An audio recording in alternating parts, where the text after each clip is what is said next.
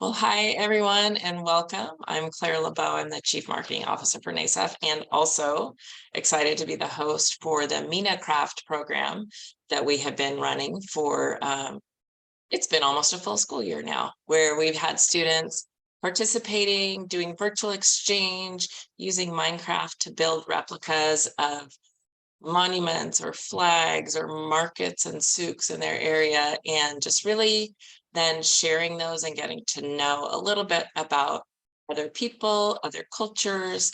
It's been a lot of fun.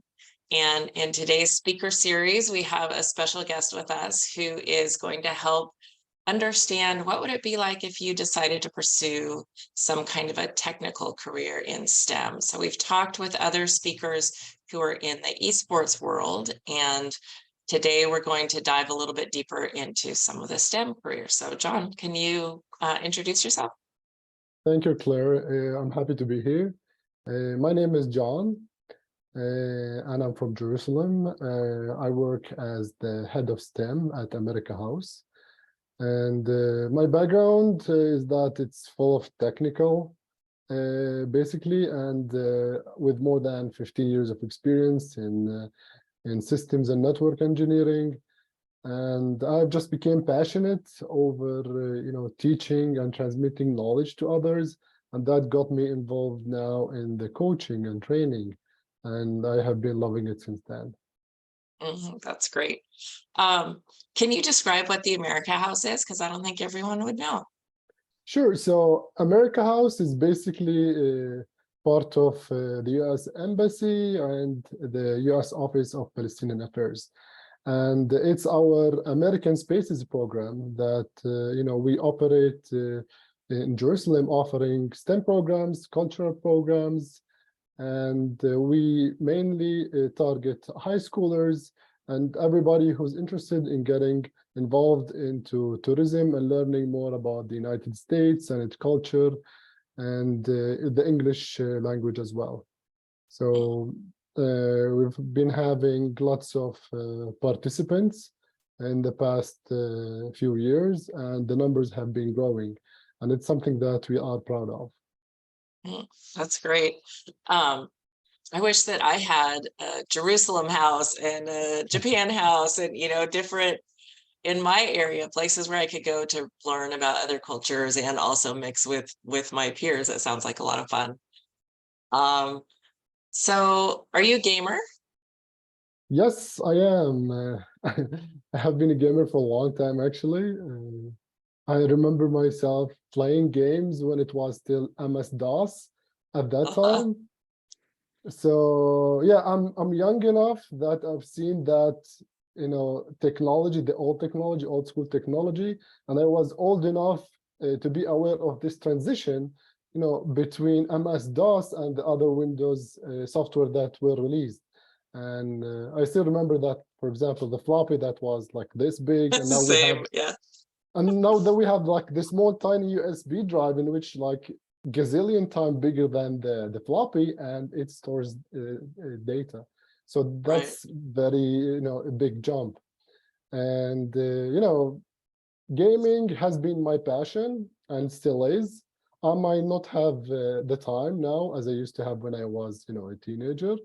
But yeah, I love gaming. My most type that I love the most is MMOs. That's my like to go to games. But now I play some FPS games so that it's just one round. You get in, you do what you do your thing, you get out, and that's it. And no time commitments whatsoever. But I really enjoy it.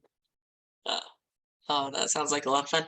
Boy, talking about the evolution of technology, I think I brag about this game that I have at every chance I get because I'm so excited about it. But when I was a teenager, I used to go to the pizza parlor and play a game called Centipede, which is not very involved at all. There's a centipede coming down through the mushrooms, and you try to kill the centipede before he gets down and smushes you. But I recently acquired a 1982 original Centipede arcade machine, which is now proudly displayed in my house. When you open it up and you look at the technology inside, the number of chips that are fueling this simple game, and my phone has, I can't even imagine how much technology relative to what's in that huge box with stacks of chips in there. It's just incredible how much technology has evolved. And I'm really excited for students today because, you know, they have the opportunity to take us to the next level, to picture things that they wish were different and figure out how to create them and make them happen. So technology is certainly an exciting field to consider and to see, you know, how might I make a difference? How might I design something that improves things? Of course, I guess getting better games, so now they're on your phone versus a giant box in your living room. I think that's important to a lot of people. So why not? You know, a career in games and game design and hardware is important too. But there are a lot of applications. So what do you think in gaming? What do you think the future will look like? Well, you know, there is lots of evolution steps. Let's say we used to be in Web 1, then there's now at the moment we are in Web 2, and in the future, I think it's going to be Web 3. And Web 3, for those who don't know what is that, it's basically, you know, decentralization. And the ability of people to be in a network that is completely decentralized, and they will be, you know, playing several games that are being built on the blockchain and using the blockchain technology. Like, for example, you know, looking back a few years ago, I remember reading a news article about World of Warcraft, and that there's a kid that sold his account for thousands of dollars. Now, imagine if you're playing a game and you own items, a sword or a shield or a car or whatever, that thing can be turned into an NFT, non-fungible token, and you can actually sell it and send it to others. So all the stuff that you have in your inventory can be sold and can be transferred to others on the blockchain using this decentralized network. So I think there is a huge demand on this kind of games or types, and I think it will evolve and everybody will be on Web3. All the applications that we're using at the moment, whether it was you know, Chrome, Netflix, YouTube, it's all going to be, you know, shifting to Web3 at some time in the near future. So it's big, like a wave that will be coming. And I think, as you know, as we say, basically you need to ride that wave. If you don't ride that wave, you will always stay behind. So my advice for the viewers, if you know, if you're interested in games, dig Web3 games up, and I'm sure that you will find some interesting information about that. Everything's always evolving. Your message about, you know, stay on the wave, I think that's more for me than for the students who are participating, right? Because they're eager and excited to be involved in the next evolutions of technology.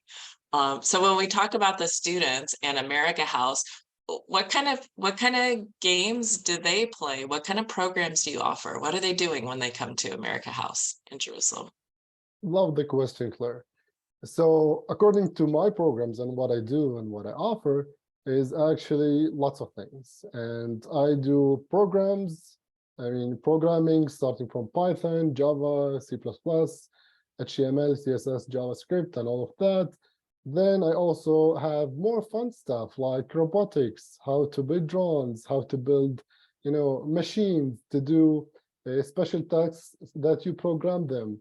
And I also have some VR programs in which we are implementing. Like, for example, today I conducted a VR program talking about NASA and space. And I gave the chance for our students to wear the headset and go to a space station in the space to learn more about NASA, how things work, what does that do, and all the equipment within the space station. and it was something epic. They all loved it, and looking at their faces, Claire, and it's like they needed more of this. And Mm. it was time for them to leave, but no, they were just actually just playing, enjoying themselves, and happy. And this is one of the things that we try to do. We offer them the equipment and tools that are, I would say, unavailable or not easy for them to get because they are so expensive. Like, for example, if you want to buy a VR headset here in Jerusalem, it's going to be a lot. But since we get all our equipment from the US, and it's all provided for them, so that makes it easier for them to experience and to learn through the equipment that we provide them. And it's something that all of the kids appreciate because it's just not available. Yeah. On a much smaller, less technical scale, that's sort of what we do with MENAcraft. We're not visiting space, but we're giving students a chance to see what is it like to live in a different state or a different country. And by having the participants build, a replica of something important to them and describe it, and then other students get to see that video and ask questions or comment on it on a much smaller and less expensive scale, that gives a chance to see what is culture like in a different place. What kind of music do you listen to? What kind of games do you like to play? One thing I love about this exchange program is that it feels like we always start off talking about things that are a little bit different when we have the calls where students are interacting with each other. I eat this food, you eat that food. I have this schedule, you have that schedule. And then they start talking about the games they play. Oh, right in the middle. They are on the same wavelength. So definitely there's something that's so fascinating, I think, whether it's space, which I personally have a passion for space and love to see what's going on out there. What are these people doing in the space Yeah, exactly. station?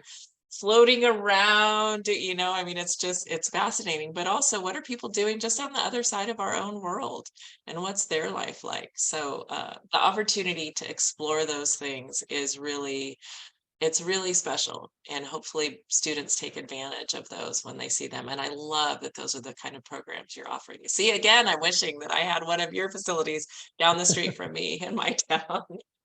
um, so you're the head of STEM at America House. You just described some amazing programs that you're coordinating. What else do you enjoy about that role? That role, I'm very passionate about it. And I think the flexibility is what I enjoy the most. And I can say that this is like the most fun job that I ever did in my entire life.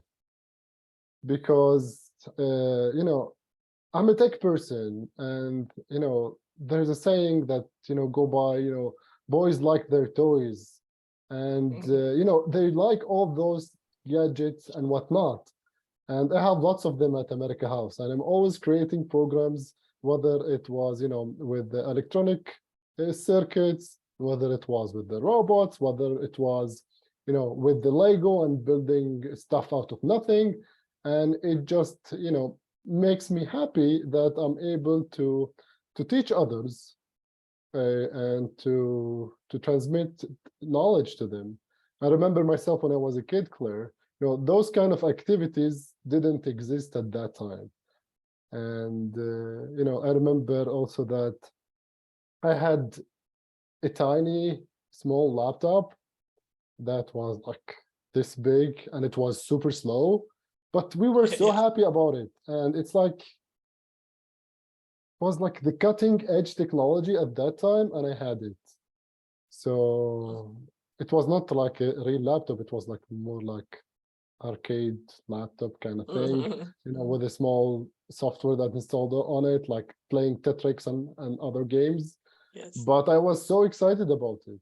So I'm happy that I'm participating in transmitting and sharing the knowledge that I currently have with the others.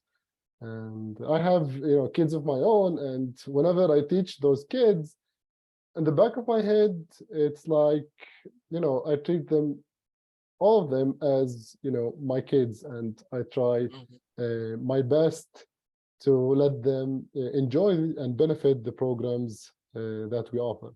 And surprisingly, or maybe not surprisingly, it just logically, all of them show up every single time. They have this, thirst that they want more programs. And that actually reflects on the number of registrations we have on America House. Like on every program we announce, we have more than 150 registered students. But unfortunately, we cannot take that big number. So we end up taking like 15, 20, depending on the program and how much it can take. But we try to be fair and offer the opportunity for as many people as possible. And sometimes we break up the training into different groups and so on, so that we give the chance for more students to participate. But it's something unique and something that makes us happy to see that there is this demand and that the students are actually enjoying our programs. Boy, that resonates with me. When I go into an esports club that is a member of NASEF, and I talk to the students who are there, and they're so excited.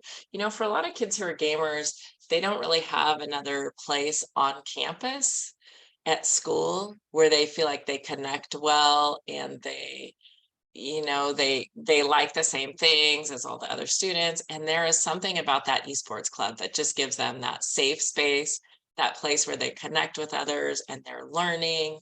And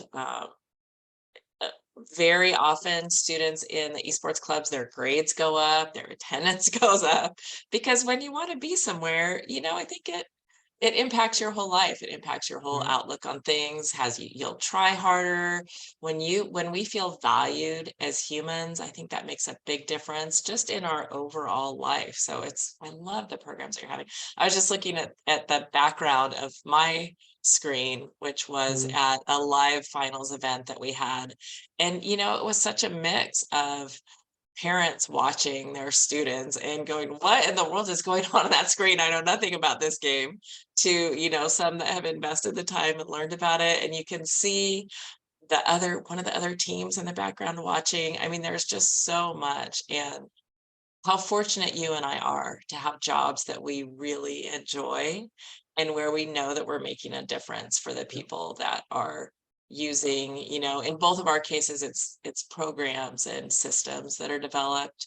But that is a challenge that I would give to the students that watch this, is to think about what you personally really love, what brings joy to your soul, if you would, and then move in the direction of that for your career. And it might change many times over your lifetime. I am not a young woman, and I will say I've been in the same area of communications, but I have worked in, software. I've worked in like web-based companies. I've worked for consumer goods, just trying different things and finding where is my niche, where I feel like I bring value, and at the same time I feel good about what I'm doing. And STEM education for me personally has been that spot where, oh my goodness, what we're doing makes so much difference to these kids. I love it.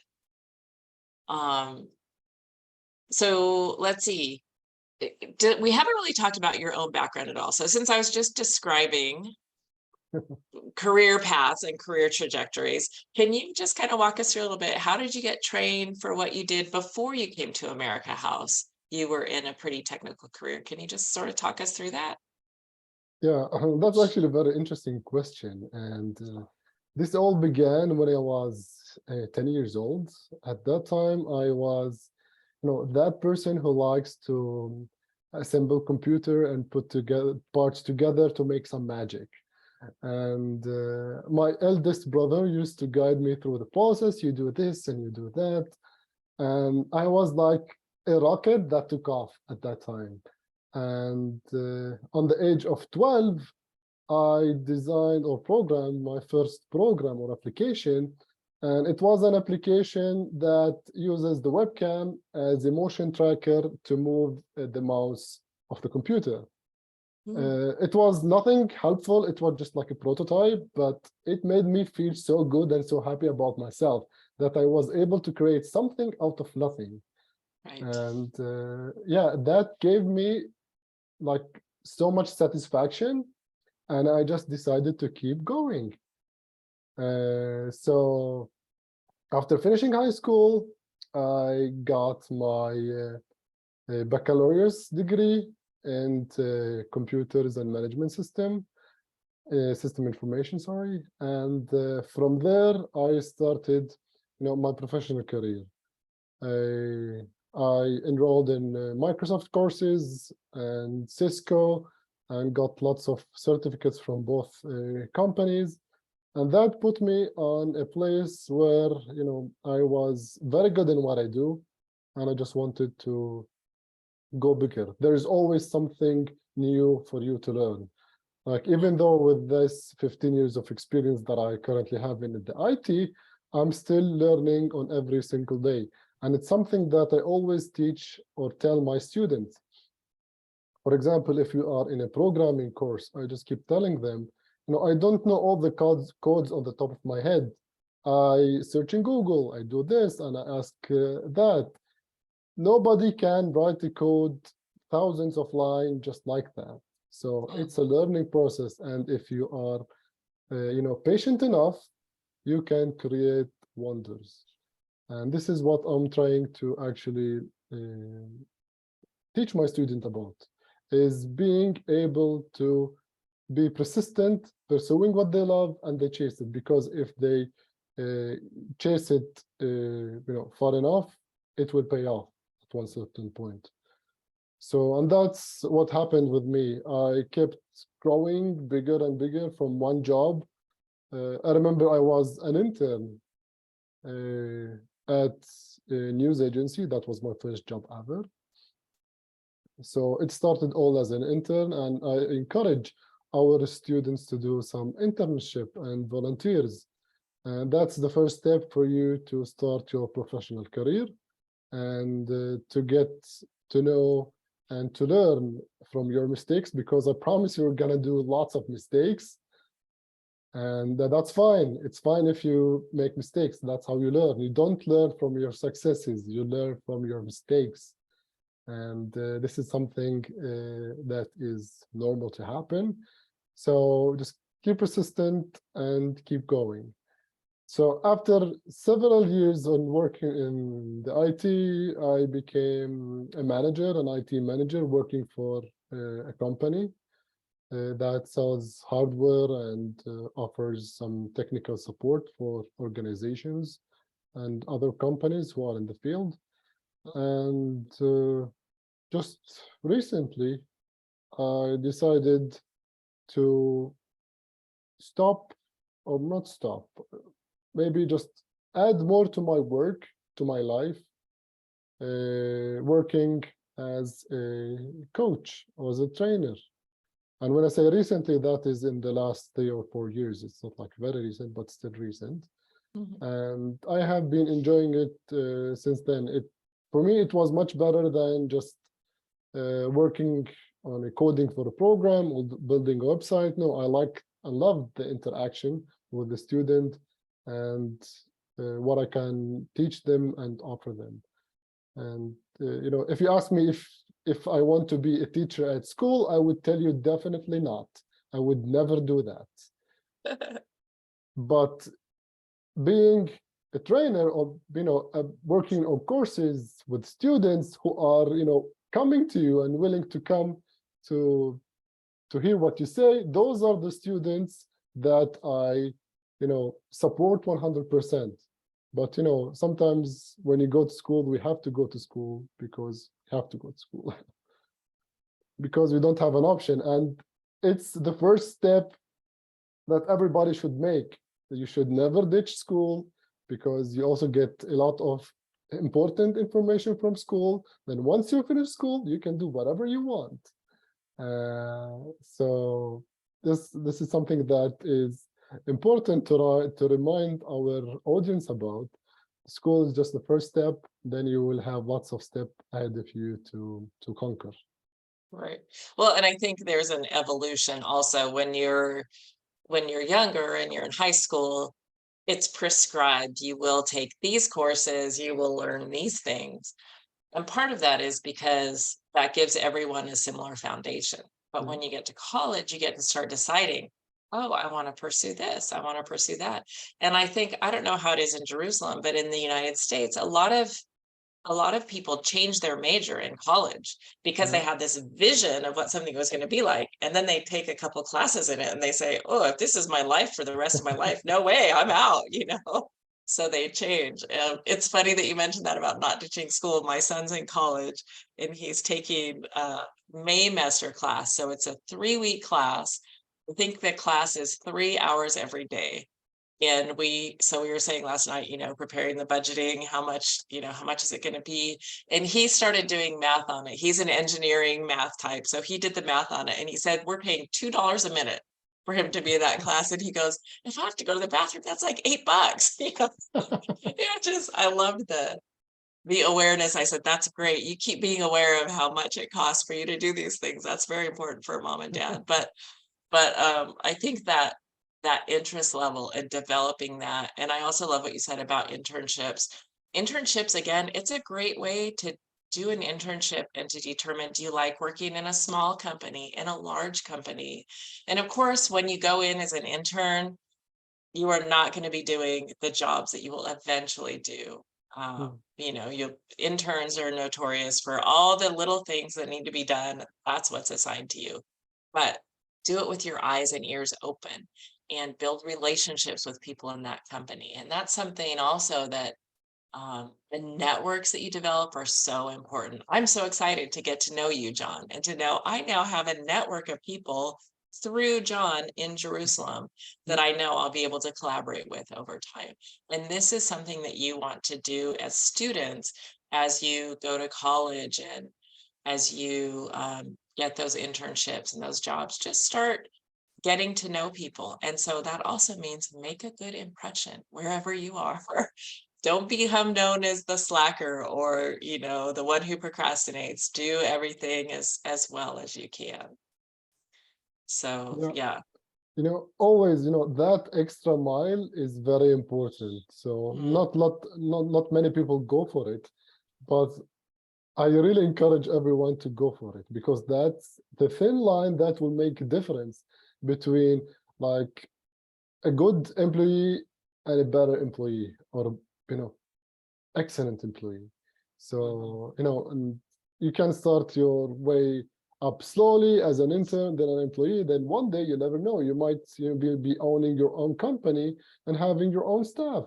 So it's something that can happen, but with the only thing that will make this happen is being persistent and never give up. Those are the two elements that can achieve dreams. Right. And I think those are skills, interestingly enough, that we say you learn in games a lot. Persistence, teamwork, collaboration. You want to figure out exactly how to win this game. That applies to life, all those skills you're developing. So, yeah. And something else that I just want to point out is that a life trajectory is not always a straight line from point A to point B. It is almost never a straight line from point A to point B. You will go up and down and around and sideways. And I think sometimes when we're in the middle of those shifts or pivots of focus or companies or education, or should I change my major? I've thought I wanted to do this since I was 5 years old. Right? You said you started wanting to do what you do since you were 10. But if you look at it, actually now what you're doing is tangentially related to that, but you're not actually doing that programming, IT, coding, you're helping others. So that's a pretty big shift. And I just want to say out loud for students who are watching, it's okay to make those shifts throughout your life. It's okay that you try something and you realize this isn't exactly what I want to do, and that you shift and you change that. Find something where you can bring value to others. And then, as I said before, that also brings value to you yourself. And how fortunate we are, John, that we're both in places that we love so much. So what advice do you have? I've given lots of advice. I feel like I'm the mom, just, do this, do that, do this. What advice do you have for the students who are watching us now? Well, the best advice that I can give you is that you should be focused on the things that you do and don't let life distract you. For example, I see lots of kids who play games 24/7. And it's fine to play games, but not to that extent, because playing games can be very addicting sometimes. And I remember myself when I was a teenager, I used to game for like straight 15 hours. Oof. And yeah, it's like, computer desk, and they would go to the kitchen, and they'd go to the bathroom, then kitchen again, then back to the PC. And that was like my routine every single day. But with age, you see things much better and clearer. And let me tell you guys, this thing doesn't work and it doesn't pay off. So you can play games once in a while with your friends, and it's fine, but you shouldn't keep it your full-time thing to do, because remember, the things that you do are going to be the ones that remain in the memory of others. But meanwhile, if you were playing a game, no one would remember you. Like, the players or other people that you play with might be excited about the things you do within the game itself, if you were like good, but then that's it just stops there. So my advice is play game, enjoy it, but make sure there is balance between games and real life. And this is a very essential component for your success. And Absolutely. yeah. Yeah. I'm going to share really quickly. Let me share my screen.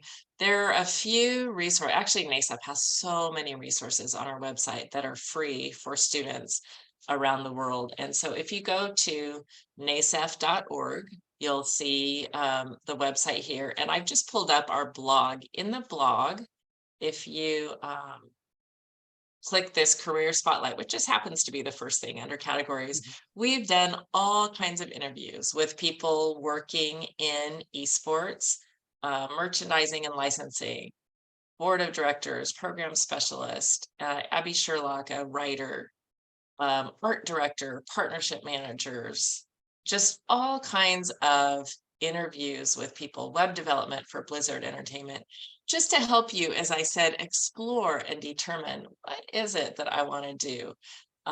And so that's one resource that I wanted to point out. And then another is, again, talking about career pathways, and I'm on the NASEF website. You can see how to navigate there. We have outlined just all kinds of things in what we call the esports ecosystem. And if you haven't seen this graphic, this for NASEF, this is our North Star. This is what our organization exists to do, is to help students figure out, in this world of gaming or esports or technical careers, where might you fit? You might be one of those amazing players, one of those handful of elite athletes that's going to make it all the way, and you're going to make your millions as a gamer. Probably not most people. That's why it's at the center for us. But then all around that, there are all kinds of different jobs that you can do and careers you can pursue in esports. And so we've broken these down on this page. So you could look at strategists and see, if I want to be a strategist, what kind of courses would I take? What kind of certifications might be out there?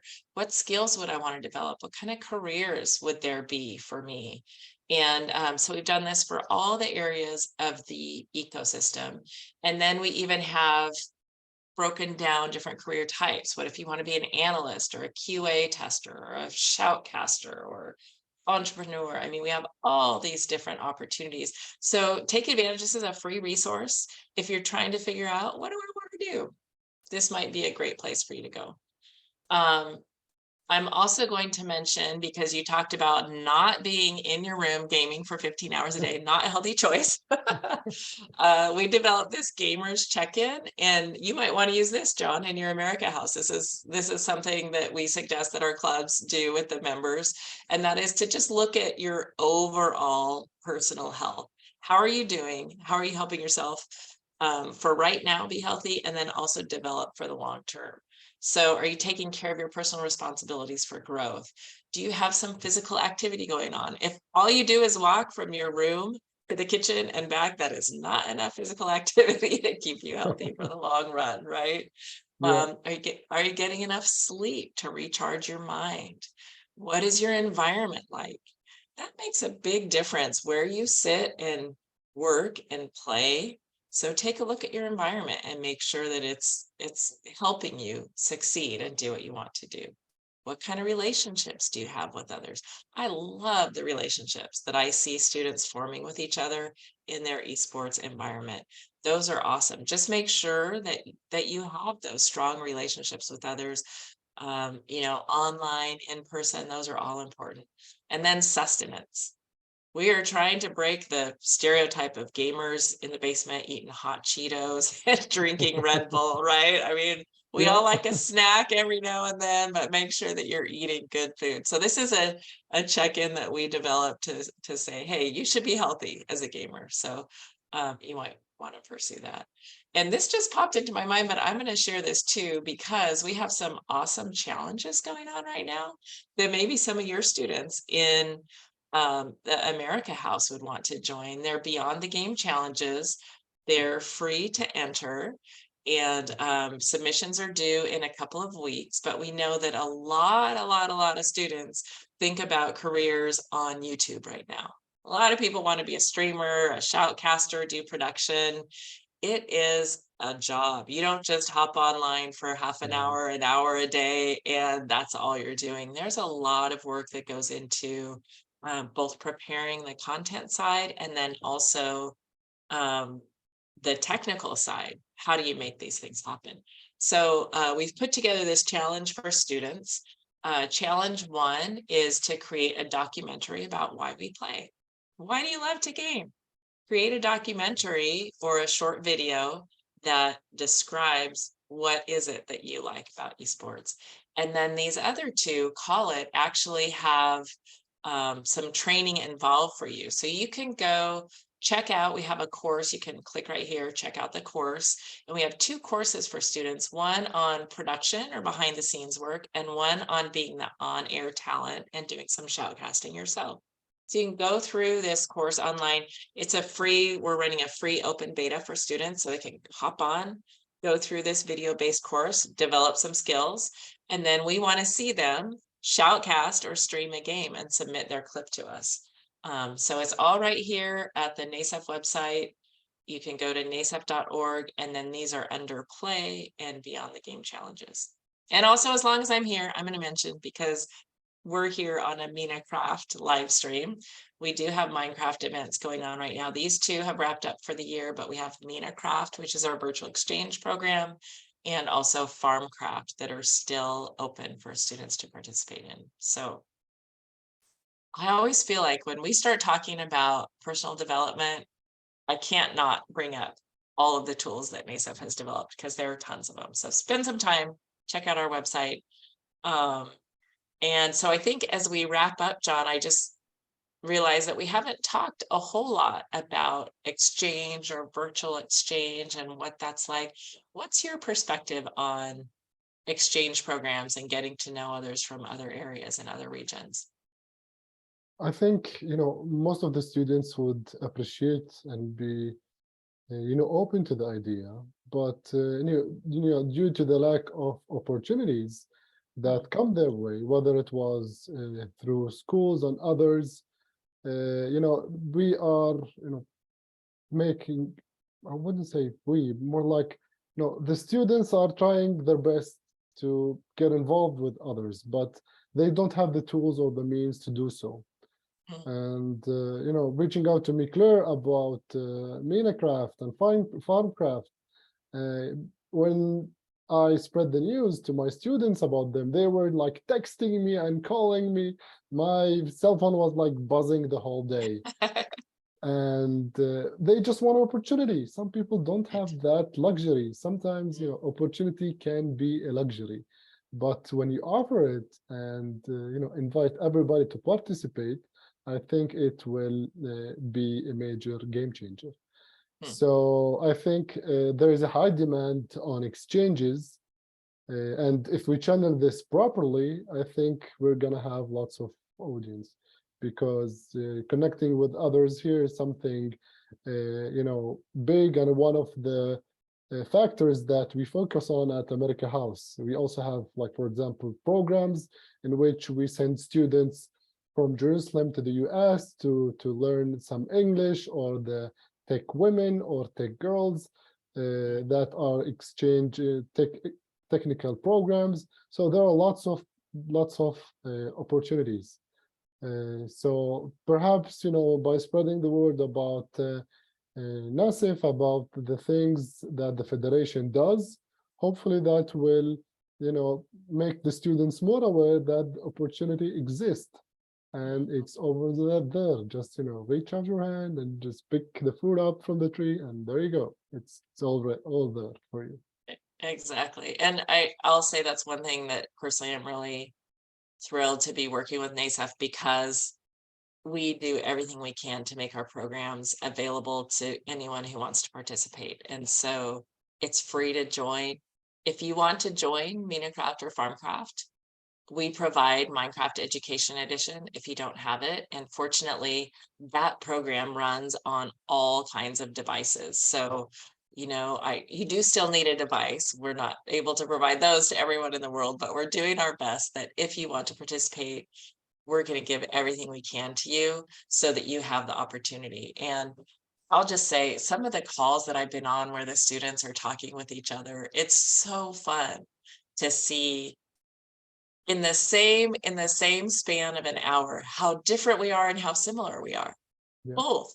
We're different and we're the same. And I wish that I had the opportunity when I was younger to experience that and to see what people are like from around the world. So it's not too late. If you want to join MENAcraft, you can join. And we have, as I mentioned, challenges where you build replicas of things that are important to you and your culture and share those, and you get to see what others have built. But we also do calls between different school groups. So if you have a group, John, in Jerusalem that would love to do a call with some students in Florida or some students in Georgia, or, wherever we have students participating in the US, students in Kuwait, we can set that up. And so these kids get to know each other. And that's our objective, is that we all see. I've enjoyed personally this conversation this morning, learning about your path and what you're doing. And so we want to make sure that students have the same opportunity. So I think we've had a great conversation. I so appreciate your time, and look forward to more collaboration in the future. We are winding down this school year, but NASEF will continue to offer exchange programs like this in the future. So make sure that students join. Students, if you're watching and you don't know what in the world we're talking about, go to our website or email us info@nasef.org, and we will help you get started. So John, any last words from you about life? Go for it. Anything you want to say? Yeah, actually, thank you, Claire. To conclude this stream, I would just say, 3 words for you guys, just to keep on your mind the whole time. Don't give up. If you remember those 3 words, you will make the impossible possible. Trust me, I've been there, done that, and it is working, so great so far. Awesome. That's great advice. Well, thank you again for your time. And students, we will see you all soon in one way or another, and make sure that, as I said, you take advantage of the opportunities that are provided to you from NASEF and from others. Keep your eyes open. Thank you.